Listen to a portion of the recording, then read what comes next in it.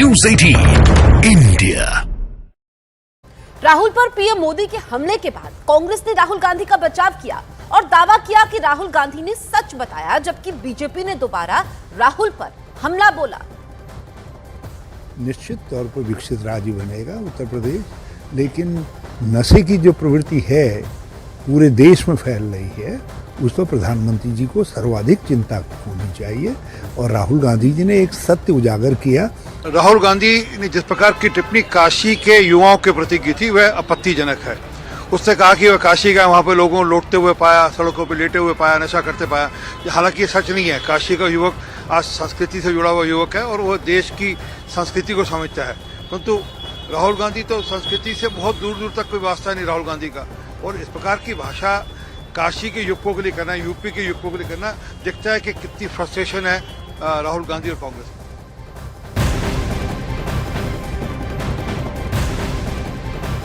किसानों के बहाने हरियाणा के मुख्यमंत्री मनोहर लाल खट्टर ने विपक्ष पर निशाना साधा है। उन्होंने कहा कि जब हम किसानों की बात करते हैं तो विपक्ष को परेशानी होती है। देश में कौन सा राज्य है जो 14 फसलें एमएसपी पर खरीदता है? किस दूसरे राज्य ने किसानों को दिए जाने वाले कर्ज की रकम बढ़ाई है और ब्याज और जुर्माना भी माफ कर दिया है? पंजाब के किसान अपना दर्द व्यक्त कर रहे हैं क्योंकि हरियाणा में किसानों को वो मिल रहा है जो वहां नहीं मिल रहा। किसान समझ गए हैं कौन सी सरकार उनकी हितैषी है। तो उनको एक बड़ी तकलीफ होती है कि हम किसानों की जब बात करते हैं तो उनको लगता है कि किसानों की बात हम क्यों कर रहे हैं। किसान हमारे प्रदेश का अन्नदाता है, देश का अन्नदाता है, तो किसान की तकलीफ के अंदर हम भी शामिल होते हैं। किसानों के नाते से हमने जितना किया है शायद ही कोई और प्रदेश कर रहा हो। आखिर कौन सा ऐसा प्रदेश है जो 14 फसलों को एमएसपी पर खरीदता है? कौन सा ऐसा प्रदेश है जो सब्जी और फलों पर भी भावांतर भरपाई योजना के नाते से करोड़ों रुपया दे रहा है?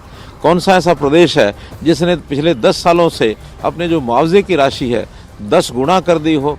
कौन सा ऐसा प्रदेश है जो किसानों के नाते से उनके ब्याज और उनका ये जो पेनल्टी है उसको माफ़ करने की घोषणा करता है? हमने 1750 करोड़ रुपया माफ़ किया है। अब जब इतना से वो काम करेंगे तो तिलमिलाट उनकी स्वाभाविक है।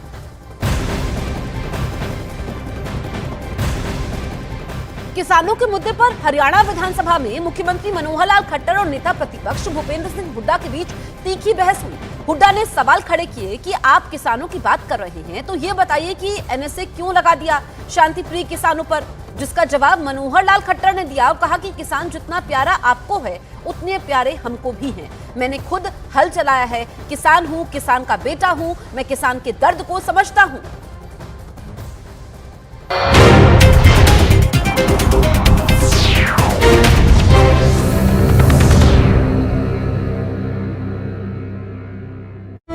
चढ़ने की कोशिश की, इससे मंच टूटने का खतरा मंडराने लगा।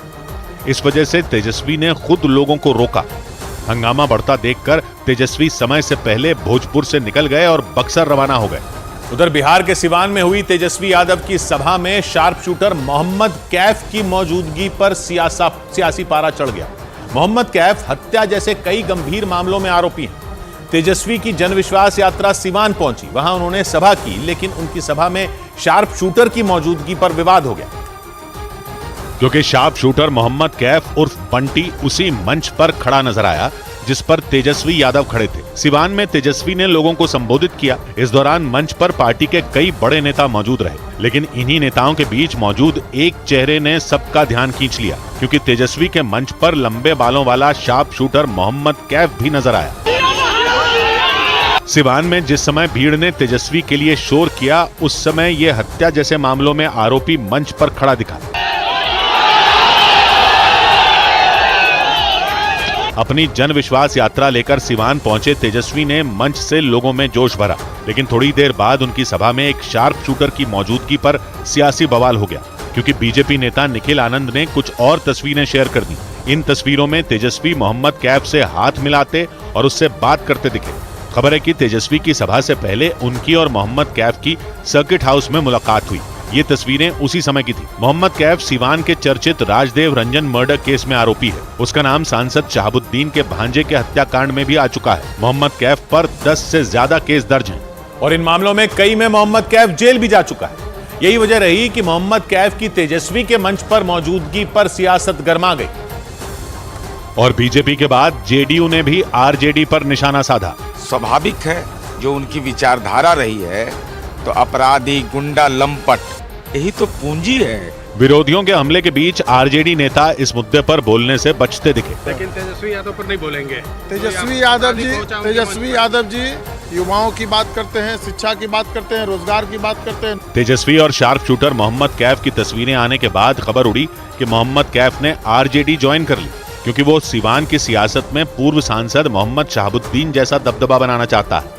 इधर केरल के आलपुड़ा में एक सरकारी बस आग की लपटों से गिर गई। केरल के आलपुड़ा में एक सरकारी बस में अचानक आग लगने से हड़कंप मच गया। बस में जिस समय आग लगी उस वक्त उसमें 44 लोग सवार थे, लेकिन उन्हें समय रहते बस से बाहर निकाल लिया गया। इसके बाद वो बस पूरी तरह जलकर बर्बाद हो गई। उत्तर प्रदेश के आगरा में पुलिस ने एक मुठभेड़ के बाद 3 बदमाशों को गिरफ्तार कर लिया। उनमें एक बदमाश गोली लगने से घायल हो गया। पुलिस ने दावा किया कि उनके पास से लूटे गए लैपटॉप और मोबाइल फोन के साथ ही हथियार और जिंदा कारतूस भी बरामद किए गए। जयपुर पुलिस ने पिछले 10 साल से फरार आतंकी मिराजुद्दीन को गिरफ्तार करने का दावा किया। उस पर पुलिस ने 25,000 रुपए का इनाम रखा था। बताया गया कि मिराजुद्दीन ने 2014 में कई जगहों पर बम धमाके करने की साजिश रची थी। हालांकि उसकी प्लानिंग नाकाम कर दी गई थी।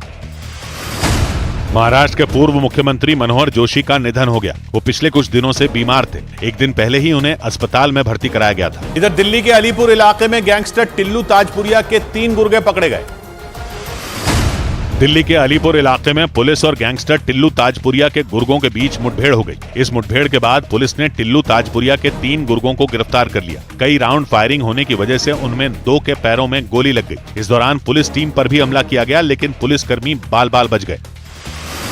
कांग्रेस नेता जयराम रमेश ने दावा किया कि पश्चिम बंगाल में टीएमसी और जम्मू कश्मीर में नेशनल कॉन्फ्रेंस के साथ सीटों के बंटवारे पर मंथन जारी है।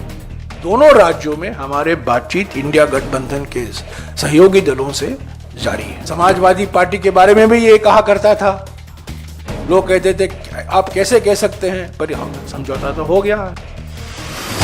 कांग्रेस नेता सलमान खुर्शीद ने यूपी की फर्रुखाबाद लोकसभा सीट समाजवादी पार्टी के खाते में जाने पर दुख जाहिर किया। उन्होंने सोशल मीडिया के जरिए अपना दर्द बयां किया। कांग्रेस और समाजवादी पार्टी के बीच हुए समझौते के तहत फर्रुखाबाद सीट समाजवादी पार्टी को दी गई, जबकि वहां से सलमान खुर्शीद चुनाव लड़ते रहे हैं। उधर लखनऊ में बीजेपी दफ्तर के बाहर प्रदर्शन कर रहे शिक्षक भर्ती अभ्यर्थियों और पुलिस के जवानों के बीच धक्का मुक्की हो गई।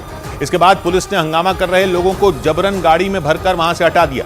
ये पूरा बवाल तब हुआ जब नियुक्ति पत्र की मांग को लेकर शिक्षक भर्ती के अभ्यर्थी बीजेपी ऑफिस के बाहर धरने पर बैठ गए।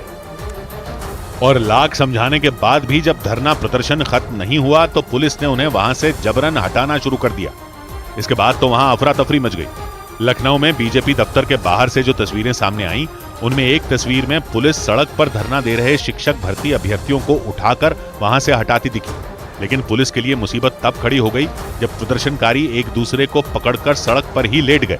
इसीलिए उन्हें सड़क से हटाने में